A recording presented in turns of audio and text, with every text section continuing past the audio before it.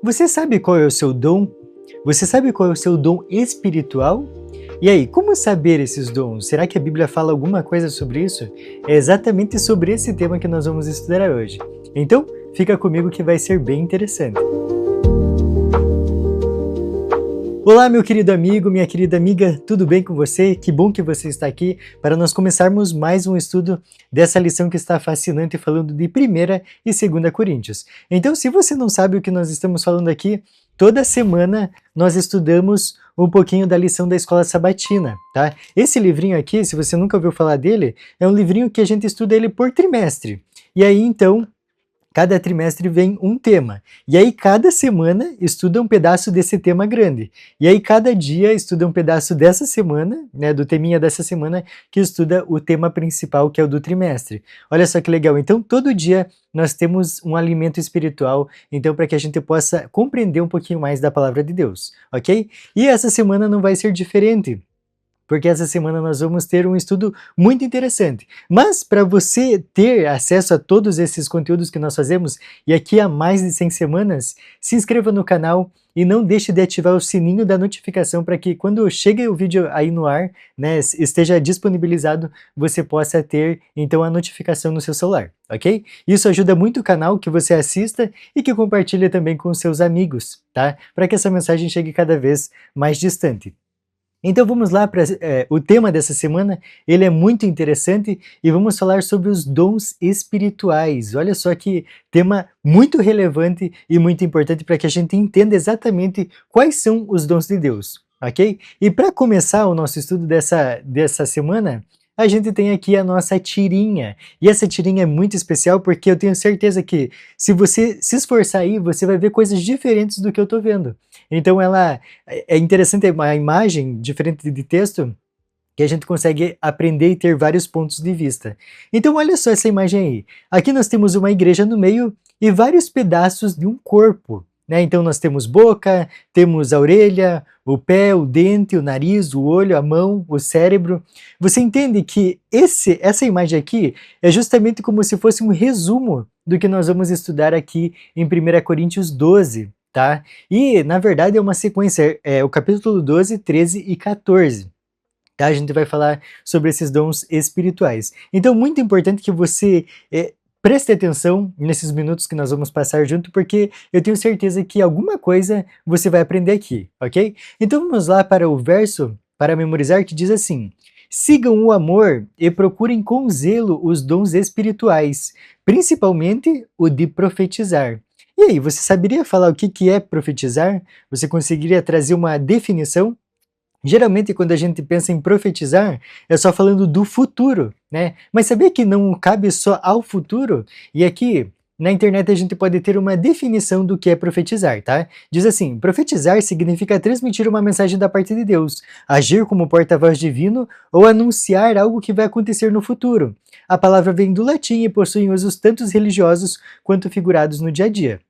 Tá? E as aplicações na religião dizem a seguinte: edificar e consolar, prever ou orientar, e também diz bem claro que não é feitiçaria. Então você nota que tem algo a mais do que só prever o futuro, uma mensagem de Deus ao nosso presente, né? Então ele diz que edificar e consolar, prever e orientar.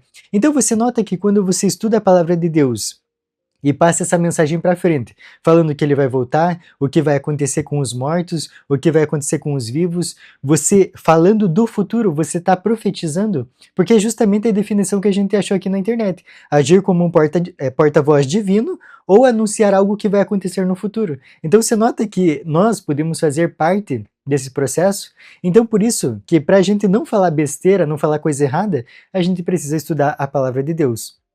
Tá? E é interessante que ele deixou já tudo esmiuçado para que eu e você possamos entender hoje e entender exatamente, saber o que vai acontecer. Isso você pode ver no livro de Daniel, no livro de Apocalipse, nos capítulos que vai falar sobre o fim do mundo, né? Mateus 24, Lucas também fala. Então você vê que é importante que a gente tenha esse conhecimento para que nós não sejamos enganados. Lembra que Mateus 24 diz que, se possível, enganaria até os eleitos. Então, para a gente não ser enganado, nós precisamos nos alicerçar diariamente na palavra de Deus, procurar entender o que ele quer dizer para nós, ok? Então, fica aí bem claro quando a gente vai estudar essa questão, tá? Então, aqui nós temos uma analogia que várias partes do corpo, assim como a gente viu ali na tirinha, né, é como se fosse cada dom na igreja. Você nota que um não é superior ao outro? Porque imagina que o pulmão se sente o maior de todos e fica menosprezando os outros, como, por exemplo, a mão, o olfato. Então você nota que isso não é interessante, não é relevante? Todos, cada um precisa um do outro, tá? E a gente vai entender com mais profundidade sobre isso. Aqui em 1 Coríntios 12 a 14, os capítulos, vai falar justamente então sobre os dons espirituais, tá? E olha só o que a lição traz para nós aqui. Diz assim: a igreja é um corpo cujas partes têm funções diferentes, todas contribuindo para a edificação do corpo de Cristo. Então, nenhum dom é irrelevante. Porque, por exemplo, alguém tem o dom de limpar. Puxa, isso é muito importante para manter a igreja organizada. Outro já tem o dom de louvar. Também é importante para a igreja. Você nota que todos os dons que Deus dá para os seus filhos é importante para a igreja, vai ajudar de alguma forma? Então, a gente não pode falar assim, puxa, aquela pessoa que sabe pregar, sabe falar da palavra de Deus, é muito superior a mim. Não, de forma alguma. Todos os dons são essenciais. Isso vai ficar bem claro quando a gente lê aqui o capítulo 12, ok? E ó, continua, diz assim: Deus concedeu à igreja dons espirituais para promover a unidade por meio da diversidade. Então você nota que essa analogia do corpo é extremamente coerente, cai como uma luva, para a gente entender como que é a igreja, o corpo de Cristo, cada um exercendo sua função. Então essa diversidade de funções, né, dão a unidade que a igreja precisa. Então isso é muito fascinante, né? E diz assim: a solução para o desentendimento entre os membros é a unidade em Cristo. Então todos com humildade de reconhecer que Cristo é o cabeça, né? Não tem ninguém acima ou ninguém abaixo. Cristo está na frente. E olha só, somente a unidade em Cristo e no Espírito Santo evita divisões. Isso fica bem claro em qualquer área da nossa vida, né? Então a gente tem que ter isso sempre em mente, ok? Então vamos para o nosso primeiro tópico, que é diversidade de dons. Eu gostaria que você abrisse aí na sua Bíblia, 1 Coríntios 12, tá? Porque vai ser o nosso estudo, e eu vou ler com você os primeiros 6 versos do capítulo 12, para que a gente possa entender um pouquinho mais, então, sobre esse tema. Ok? Então pega aí comigo, 1 Coríntios 12, a partir do versículo 1, diz assim: a respeito dos dons espirituais, não quero, irmãos, que sejais ignorantes. Versículo 2: sabeis que outrora, quando erais gentil, deixáveis conduzir-vos aos ídolos mudos, segundo erais guiados.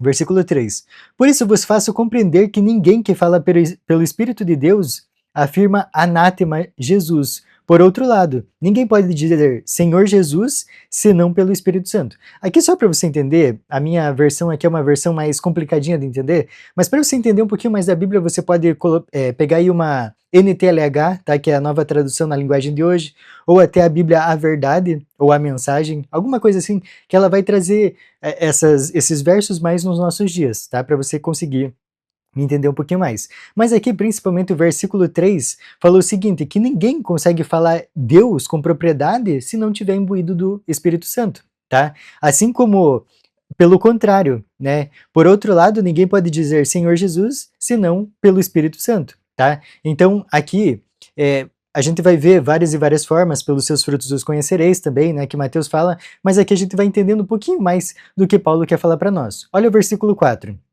Ora, os dons são diversos, mas o Espírito é o mesmo. Então, olha só, são várias e várias formas, né, de ajudar a igreja, mas o Espírito é um só, é o mesmo. Versículo 5. E também há diversidade nos serviços, mas o Senhor é o mesmo. E há diversidade nas realizações, mas o mesmo Deus é quem opera tudo em todos. E aí, a partir do versículo 7 até o versículo 11, vai falar então sobre vários dons, tá? E você pode continuar aí a sua leitura em casa. Mas aqui, a gente vai trazer alguns pontos sobre essa leitura que nós fizemos, e diz assim: na época do Novo Testamento, dizer que Jesus é o Senhor significava afirmar que César não o era. Isso era visto como rebeldia contra a autoridade imperial e, portanto, punível com a morte. Então, você vê que a mensagem do evangelho nunca foi muito compatível com o mundo, né? E nunca vai ser, de forma alguma. Então, às vezes a gente tem umas verdades difíceis de pregar, né? Um momento do mundo que a gente vive muito a lascívia, mas mesmo assim a gente precisa pregar. Você vê que Paulo, mesmo assim, não ficou quieto. Por quê? Porque a palavra de Deus é eficaz, ela nutre a pessoa e ela precisa ser dita, né? A gente não pode tentar amenizar a verdade para caber na vida das pessoas. Não, ela tem que a gente tem que mostrar ela de todas as maneiras, né, com toda a força que ela tem, porque só ela pode restaurar qualquer um, né? E diz assim, continua: Jesus e Paulo enfatizaram que a fé em Deus, mesmo diante de perseguição e ameaça de morte, é um dom do Espírito. Olha só que interessante. Então, diante da perseguição e ameaça de morte, é um dom do Espírito ter fé. E aí, qual que é o tamanho da sua fé? Eu gostaria que você se imaginasse nessa situação, né, você pregando e alguém te perseguindo, você ia desanimar ou ia continuar com mais fervor? Isso é importante de pensar, né? Há muitos outros dons. O fato do Espírito Santo distribuir os diferentes tipos de dons a cada um individualmente conforme ele quer, prova que todos eles são necessários, tá? Se não fosse necessário, não teria. Todos são necessários, ok? E aqui diz também assim: os dons espirituais existem para promover a unidade com base no caráter triuno de Deus. Então, viu que tudo que a gente faz, como a gente já viu nas duas lições anteriores, é para a glória de Deus? Nada do que a gente faz aqui é para nossa glória. É tudo para a glória de Deus. E olha só, o Espírito Santo concede os dons, e Deus capacita os crentes para servir a Cristo na comunidade de fé. Cada cristão recebe dons individualmente, mas eles são dados para o benefício de toda a igreja. E é interessante o lugar que você mais pode ver, assim, qual que é o seu dom, né? E aqui a gente tem uma imagem para exemplificar, todos para a glória de Deus, né?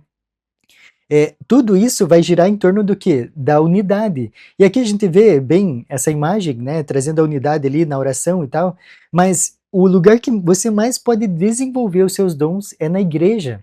Porque isso eu tenho bem, uma experiência bem próxima minha, que a minha esposa ela é muito envergonhada. E ela não, de forma nenhuma, vai pregar alguma vez, né? Eu oro para que sim, mas por enquanto não. Mas ela tinha medo até de ir para frente no culto, né, fazer uma oração lá na frente. Só que a gente é de uma igreja que está no bairro Labra, aqui em Paranaguá, e essa igrejinha é pequena, né, então todo mundo faz alguma coisa, ninguém consegue ficar esquentando o banco, né. E aí então ela começou, foi uma vez, fez uma oração, aí outra vez já foi fazer ali a historinha das crianças, e agora ela vai para frente com muito mais facilidade. Ela passa a historinha para as crianças, faz oração lá na frente, vai cantar também. Então, um dom que ela desenvolveu foi desenvolvendo outros, e aí Deus vai capacitando. Você lembra da parábola dos talentos? Deus deu mais para aquele que usou, né, que teve o rendimento, assim também somos nós. Quando a gente se dedica à obra de Deus, ele vai nos dando mais e mais dons. E aí a gente vai tendo muito mais para ajudar na obra de Deus. E isso é fascinante, isso é bem visível.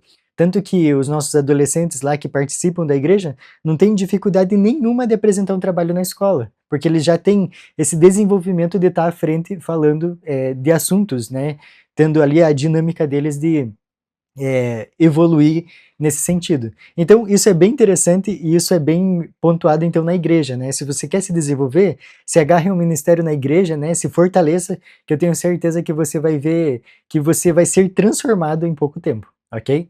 Vamos para o nosso próximo tópico, que é unidade por meio da diversidade. Esse tema, então, a gente já trabalhou ele em algumas falas e alguns vídeos anteriores também, e essa frase é muito importante para a gente entender que na igreja a gente precisa ter unidade, tá? E nesse capítulo 12, ele é bem interessante porque vai trazer muito esse sentimento de unidade, mesmo na baita diversidade. Então aqui, a noção de unidade é introduzida nesse capítulo 12, tá? E aqui fica evidenciado muito pelas expressões que a gente lê. Então, por exemplo, a gente vê aqui um só e o mesmo Espírito, o corpo é um só corpo, um só Espírito. todos os membros cuidam igualmente uns dos outros. E aí, nesse mesmo tema que vai falar sobre unidade, fala também sobre a diversidade.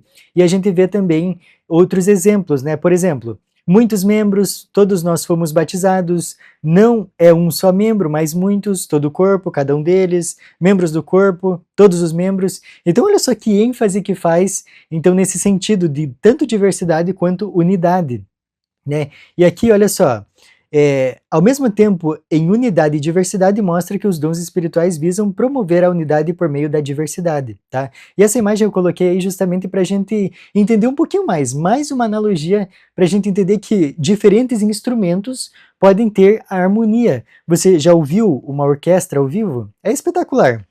Espetacular. Se você não viu, procure ver porque é muito interessante. São vários e vários instrumentos, aqui tem até cantores lá atrás, né, um coralzinho.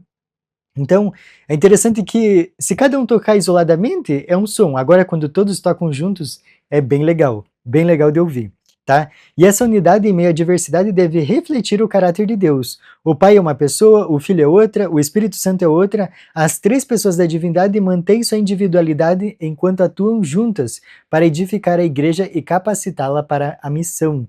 Então, isso daqui fica bem claro, né? E ali, então, a partir do versículo 12, tá? Se você for ver aí na sua Bíblia, no capítulo 12, versículo 12 até o versículo 31, vai falar então sobre as partes do corpo, né? Essa diferença. Imagina se tudo fosse pé, o que seria da mão? Se tudo fosse cérebro, o que seria da boca?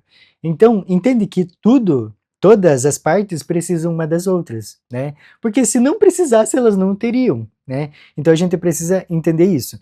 E olha só, qualquer que seja o dom, quando exercido com sabedoria e amor, agrada a Deus, tá? Você pode ter os melhores dons, mas se você não usar aqueles dons com amor, não adianta de nada. E é até melhor não fazer, tá? Porque quando a gente não faz com amor as coisas de Deus, ele não aceita, né? E aí você faz em vão. Então, nem faça se você não tiver com o coração. Quer um exemplo? Os fariseus, né? Os fariseus tinham todas aquelas formalidades, queriam estar sobre os outros, né? E também faziam aquelas orações grandes e abriam o braço para se exaltar e tal. E aí Jesus vem e fala que eles são hipócritas, porque o coração deles não está naquelas obras. Então isso é um perigo, né? E a gente vê o quanto Jesus falou contra a hipocrisia. E a gente não pode ser hipócrita, né? Vamos para a nossa próxima parte da lição, que é um caminho ainda mais excelente. E aí, será que você sabe o que é esse caminho ainda mais excelente? Nós vamos ver lá em 1 Coríntios 13, tá? E diz assim, uma frase para a gente começar esse tópico. O amor não é um dom entre muitos, é o meio pelo qual todos os dons alcançam seu propósito. Então você nota que se você, por exemplo, fizer uma baita de uma caridade, gastar lá 10 mil reais em cesta básica, se você não tiver amor, meu querido, minha querida, não vale de nada, né? E é justamente sobre isso que o capítulo vai falar para nós. Olha só, versículo 1 do capítulo 13. Ainda que eu fale a língua dos homens e dos anjos, se não tiver amor, serei como o bronze que soa ou como o símbolo que retine. Ainda que eu tenha o dom de profetizar e conheça todos os mistérios e toda a ciência, ainda que eu tenha tamanha fé a ponto de transportar montes, se não tiver amor, nada serei. E ainda que eu distribua todos os meus bens entre os pobres e ainda que entregue o meu próprio corpo para ser queimado, se não tiver amor, nada disso me aproveitará. E aí então, na sequência ali dos versos, a partir do versículo 4, vai falar sobre as características do amor, vai falar o que é e o que não é amor. E aí, eu gostaria então de pontuar com você justamente isso, para que você leia esses 3 versículos e comece a pontuar. O que tem na sua vida? Quais são as características do amor ali que você pode falar assim, essa característica eu tenho na minha vida? Porque aqui vai mostrar 15 versos.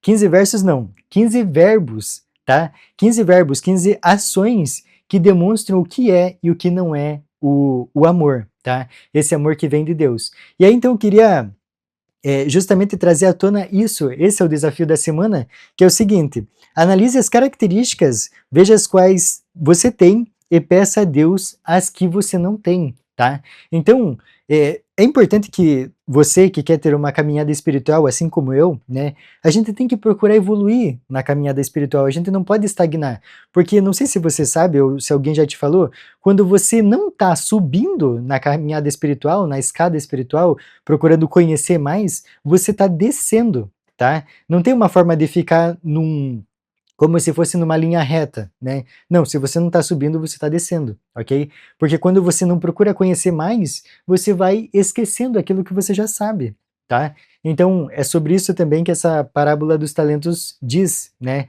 Quando você não usa aquele dom, ele vai atrofiando, e aí você perde. Então, olha só o quanto a gente precisa se esforçar para agradar, né, Deus, e fazer o que ele nos pede, porque ele já fez o tanto que ele deu 1000% dele por nós. E hoje a gente basta fazer a nossa parte, né? Obedecer os mandamentos dele e fazer o que ele manda, ok? É interessante que o que eu falo aqui parece às vezes um desafio, né? Por exemplo, puxa, mas só porque Jesus morreu na cruz agora eu vou ter que fazer isso. Mas sabia que quando você ama alguém, obedecer ela vai ser natural? Então, por exemplo, o teu pai ou tua mãe pede alguma coisa, se você ama eles, vai ser natural fazer as coisas, né? Então é a mesma coisa esse relacionamento com Deus, tá? Se você ficar com alguma dúvida, coloca aqui embaixo que eu vou gostar de responder, ok?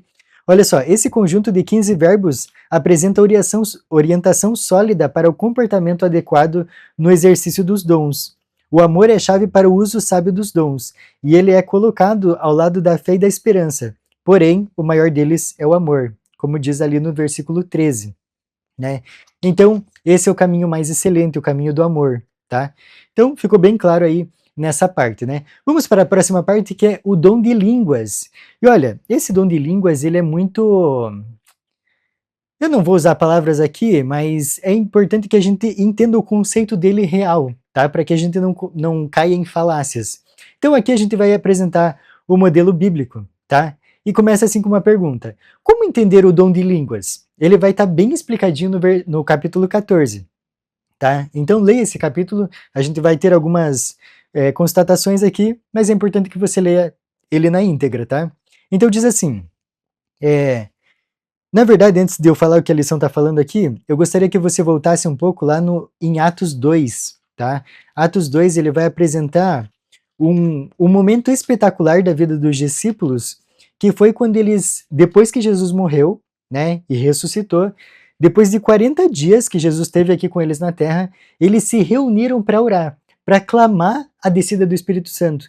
E aí eles passaram 10 dias em oração, em jejum, confessando os pecados uns aos outros, para que assim eles pudessem ficar bem puros para receber o Espírito Santo. E é interessante então que nesse capítulo 2 de Atos acontece a descida do Espírito Santo. E aqui, então, lembrando que essa daqui era uma época festiva, né? Então, ali o lugar que eles estavam tinha vários e vários judeus de todas as partes, tinha vários viajantes, vários estrangeiros. E aí então, nessa oração que eles fizeram no 10º dia, o versículo 2 conta para nós o que aconteceu. De repente veio do céu um som como de um vento impetuoso, e encheu toda a casa onde estavam assentados. E apareceram distribuídas entre eles línguas como de fogo, e pousou uma sobre cada um deles. Todos ficaram cheios do Espírito Santo, e passaram a falar em outras línguas, segundo o Espírito lhes concedia que falassem. Então aqui, só para a gente entender, então essa daqui é só uma representação, né, do que aconteceu nesse momento.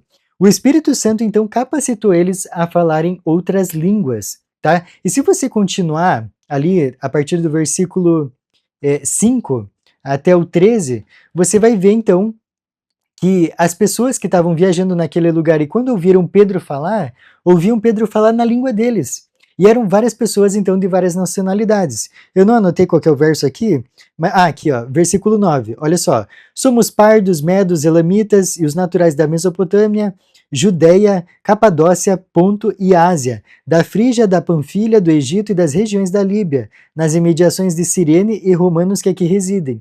Então, todos esses, vocês viram que eram de várias partes do mundo, eles conseguiam ouvir na língua deles. Então, olha só, é exatamente esse o poder que o Espírito Santo capacita a falar a língua que vai ser ou vai agregar conhecimento a outras pessoas, tá? Então, nesse contexto aqui, fica bem claro. E voltando lá para Coríntios, eu gostaria de ler alguns versos com você, para que você entenda o que a gente vai ler aqui, tá? Eu anotei aqui, olha só, então, para a gente entender o que é o dom de línguas, tá? Para que, imagina que tem esse dom na nossa igreja, como ele seria, tá? Então aqui os versos 9, 10, 12, 26, 33 e 40 vão nos dar o panorama para entender o que seria, então, a atuação do Espírito Santo na nossa igreja. Então o versículo 9 diz assim, assim vós, se com a língua não disserdes palavras compreensível, como se entenderá o que dizeis? Porque estarei como se fosse, como se falasseis ao ar, né? O próximo versículo 10. Nenhum deles, contudo, sem sentido, tá? Então todas essas palavras, a língua que a pessoa vai utilizar, então nenhum deles, contudo, sem sentido, ou seja, precisava entender, ser entendido. Versículo 12. Também assim vós, visto que desejais dons espirituais, procurai progredir para a edificação da igreja. Então se nota que não é uma loucuragem, é algo que vai edificar a igreja. Nesse versículo aqui ficou bem claro. Mas tem outros. Versículo 26 diz o seguinte, lá no finzinho dele, diz assim, seja tudo feito para edificação. E o versículo 33 diz assim, porque Deus não é Deus de confusão, e sim de paz, como em todas as igrejas dos santos. Mais uma vez falando que tem organização, tem paz, né? Deus não é um Deus de confusão. E o versículo 40 diz assim, tudo, porém, seja feito com decência e ordem. Então você nota aqui nesses versos que a gente leu, que fica bem claro que é preciso ser entendível, senão não agrega nada, não vai ser usado para edificação da igreja, tá? Então ficou bem pontuado aqui nesses versos, né? Se você tem qualquer dúvida, deixa aqui que vai ser um prazer responder você, ok? Não fique com dúvida. Olha só, a razão pela qual o falar em línguas deve ser acompanhado de interpretação é que as línguas precisam ser compreensíveis. Do contrário, não há proveito em usar o dom. Isso explica porque Paulo deu tanta ênfase à interpretação e ao entendimento. É evidente que ele não criticava o dom em si, mas como veremos no próximo tópico aqui, a importância excessiva que os coríntios lhe atribuíam, o que levou ao descuido do dom de profecia, tá? E aqui a gente vai ver, se você for notar, aí, é mais uma imagem para representar, né, o dom de língua, é que todo mundo precisa entender. Tá? Então aqui a gente tem várias nacionalidades representadas nessa imagem, então todos precisam entender, ok? No próximo tópico, então, que é o dom de profecia, vai ficar bem claro que esse dom de profecia, Paulo diz que é superior ao dom de línguas, tá? Então olha só o que diz aqui. O dom de profecia ocupa lugar de destaque na discussão de Paulo sobre os dons espirituais. E é interessante como que ele escreve sobre esses dons, porque sempre que ele vai falar sobre o dom de profecia, ele fala como superior, né? E quando ele vai falar sobre o dom de línguas, ele ainda fala que é menor que o dom de profecia, tá? Isso fica bem claro no versículo 5 do capítulo 14, que diz assim, eu quisera que vós todos falasseis em outras línguas, muito mais porém que profetizasseis. Olha só, pois quem profetiza é superior ao que fala em outras línguas, salvo se as interpretar, para que a igreja receba edificação, tá? Então ficou bem claro aí no que Paulo diz para nós. E, olha só, o dom de profecia tem a finalidade de edificar, exortar e consolar, que a gente viu lá na definição no início do vídeo, né? Isso indica que a profecia não se trata tanto de prever o futuro, mas de orientar a vida no presente, tá? Então não é só para prever o futuro, para falar do futuro, como a gente já viu, e isso aqui eu não vou chover no molhado, né? A gente já viu sobre isso. E para te ajudar nesse tema aqui, eu vou te indicar esse vídeo aqui, eu vou até deixar no card, tá? A verdade sobre o dom profético. A gente fez esse estudo no quadro Ensinos de Jesus, então ele está bem completinho, e se você tiver alguma dúvida, você pode deixar lá, ou pode deixar aqui também, que a gente pode explorar esse assunto de uma outra forma, ok? Eu gostaria de ler com você nesse momento Efésios 4, para a gente entender que esses dons, eles não ficaram lá atrás, tá? Efésios 4, do 11 a 13, vai dizer o seguinte para nós, olha só.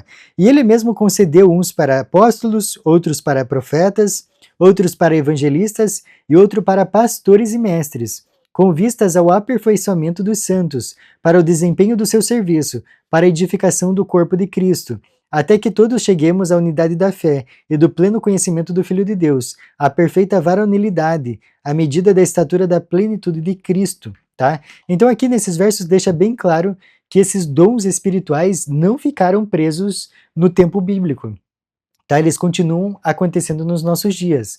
E para você receber esses dons, é só você orar a Deus e pedir, clamar a Ele, para que Ele se manifeste na sua vida, tá? Isso é bem simples. Olha só, aqui, então Efésios nos ensina que os dons espirituais não terminaram na época dos apóstolos. Eles devem permanecer até o fim.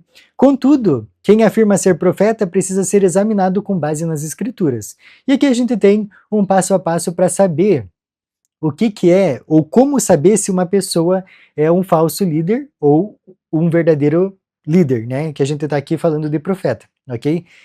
Se você for ver aqui, as predições se cumprem. É o passo número 1, né? Aqui tem do lado ali as passagens bíblicas para você conferir aí na sua Bíblia. O 2 diz assim: a mensagem concorda com as dos profetas anteriores, tá? Então o que eu estou falando aqui? Que o que esse profeta falar não vai contra a Bíblia. Então, por exemplo, se ele falar qualquer coisa contra a Bíblia, seja numa partezinha que seja, já desconsidera, tá? E aqui, só para provar para você que existem profetas no nosso tempo, tá? Lá em Mateus 24, lemos o seguinte: porque surgirão falsos cristos e falsos profetas, operando grandes sinais e prodígios para enganar, se possível, os próprios eleitos. O que esse verso quer dizer? Que nos nossos dias haverão falsos cristos e falsos profetas. Isso não dá a entender claramente que vai haver o verdadeiro? Senão Cristo nem falava aqui, falava assim, ó, qualquer profeta que aparecer, você ignora. Não, ele está falando que vai haver o falso Cristo e o falso profeta. Então, para a gente saber bem o que é o falso profeta, a gente precisa conhecer bem o verdadeiro profeta. Porque quando você, por exemplo, vai estudar uma coisa falsa, você vai estudar o falso ou vai estudar o verdadeiro? Porque quando você sabe muito do verdadeiro, o falso você consegue já ignorar de cara, né? Então, por exemplo, você vai comprar um tênis. Como que eu vou saber se é falso ou não? Aí você vê lá a logo já está torta, diferente, com uma letra faltando ou outra letra. Então você já entende que aquele não é o verdadeiro. Então, mesma coisa, a Bíblia vai dar diretrizes para a gente saber qual que é o falso e qual que é o verdadeiro, tá? Então, primeiro, as predições se cumprem, tá? A mensagem concorda com as dos profetas anteriores, então está em concordância com a Bíblia. A vida diária demonstra compromisso com Cristo, então não tem como essa pessoa ser um profeta e viver numa vida claramente de Satanás, né? Por exemplo, tem vícios, não leva uma vida cristã, vive de qualquer jeito, claramente não se vê os atributos do Espírito Santo nessa pessoa, então isso já deixa a gente com um pé ou os dois pés atrás, ok? E os frutos são reconhecidos. Lembra que Jesus fala? Pelos seus frutos os conhecereis, tá? E, para você não ter dúvida, olha só, o Apocalipse indica que o dom de profecia é uma característica distintiva da igreja remanescente. E aqui 2 versos para a gente ver isso, que está em Apocalipse, né? Diz assim: e o dragão irou-se contra a mulher, e foi fazer guerra ao resto de sua semente, os que guardam os mandamentos de Deus e têm o testemunho de Jesus. Aqui esse verso, se você é a primeira vez que você ouve esse verso, pode ser bem estranho, né? Mas se você pegar aí o livro de Apocalipse, no capítulo 12, versículo 9, você vai saber quem que é dragão, tá? E dragão é a antiga serpente Satanás. A mulher, se você for em Efésios 5, a partir do versículo 22, você vai ver que Deus fala da sua igreja como a mulher, tá? Então, para a gente entendendo o que significa esse verso, você vai notar que a Bíblia, ela se explica, tá? A gente não precisa ter achismo em cima dela. Ela mesma vai falar exatamente o que ela quer dizer quando usa esses termos aqui, tá? Então é como se falasse assim: e Satanás irou-se contra a igreja de Deus, e foi fazer guerra ao resto da sua semente, ou seja, os seus descendentes, né? Os que guardam os mandamentos de Deus e têm o testemunho de Jesus. Daí tá, pera, os mandamentos de Deus são os que estão escritos lá em Êxodo 20, né, a partir do versículo 3. Tá, mas e o que seria o testemunho de Jesus? Apocalipse também vai falar para nós. Lá no finzinho do verso 10 do capítulo 19, diz assim: porque o testemunho de Jesus é o espírito de profecia. Então você nota que, claramente, aqui a gente viu que, no fim dos tempos, a gente viu ali, né, a descendência da mulher, que é a descendência da igreja de Deus, então ela guardaria os mandamentos de Deus e teria o espírito de profecia. que aqui a gente viu que é o testemunho de Jesus. Então você nota que tem alguém que tem essa verdade, né? Que é exatamente, cai no checklist certinho desses versos que a gente leu. E a gente tem então, na Igreja Adventista, né, nós cremos que esse dom foi concedido a Ellen White, tá? E isso se reflete nos seus escritos. Só para você ter uma ideia, e aqui muitas pessoas podem já torcer o nariz e tal, falar mal, mas às vezes nunca teve acesso a um livro dela, para entender um pouquinho mais, para saber se ela foi inspirada ou não. Aqui, só para você entender, ela escreveu mais de 100.000 páginas. E essa pessoa aqui, ela teve muito problema de saúde, ela não conseguiu nem terminar o ensino fundamental. Então, para uma pessoa escrever sobre tantas coisas, de tantos assuntos diversos e tantos conselhos, a gente entende perfeitamente que foi pela graça de Deus, né? E aí a gente vê então que esses quatro requisitos cabem exatamente na vida dela, tá? E aqui eu gostaria de mostrar alguns livros para vocês, né? Esse A Ciência do Bom Viver é espetacular para você saber como lidar com as situações, como viver diante das pessoas. E um livro que eu estou lendo agora, no meu ano bíblico, é esse O Desejado de Todas as Nações, né? Se você acompanha o nosso canal lá no WhatsApp, você vai ver que de vez em quando eu mando um trechinho dele. E olha, que leitura espetacular! Hoje eu li o capítulo 72, e se você tiver um tempo, ou separe um tempo para isso, leia esse capítulo 72, tem disponível na internet, tem app dos livros dela. Você vai ver o quanto esse último momento antes da cruz de Cristo, ali o momento que ele está com os discípulos, que vai dos capítulos ali de João, se não me engano, do 13 ao 17, ou do 14 ao 17, acho que é do 14 ao 17, você vai entender profundamente aquela cena, e aquela cena é espetacular, você precisa ler esse texto. Aqui também temos o grande conflito, tá? Falando toda a trajetória da Bíblia ao longo dos séculos, o quanto Satanás tentou destruir a Bíblia e Deus salvou ela até os fins dos dias, né? Puxa, até me arrepia aqui, esse livro é espetacular também.